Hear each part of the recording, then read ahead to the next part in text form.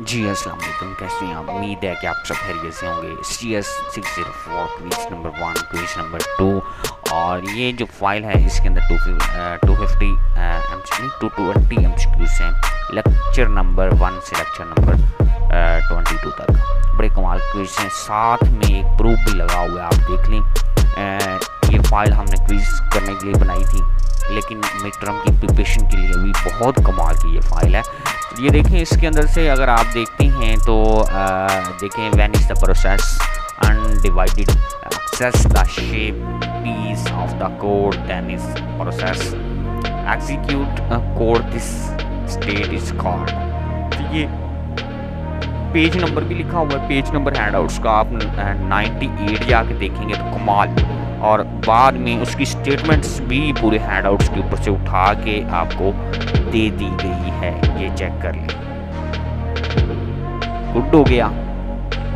इसी तरह से मैं इस फाइल को अपडेट करूंगा, लेकिन बात यह है कि अगर आप चैनल पे नहीं हैं और इस तरह की प्रिपरेशन करना चाहते हैं तो काइंडली चैनल को कर दें सब्सक्राइब, साथ में एक बेल आइकन होगी उसको दबा के करें क्लिक, ताकि आने वाली वीडियो भी आपको आसानी से मिल सके, इसका करंट पेपर भी आपको मिल सके और आप अच्छी से अच्छी प्रिपरेशन कर सकें।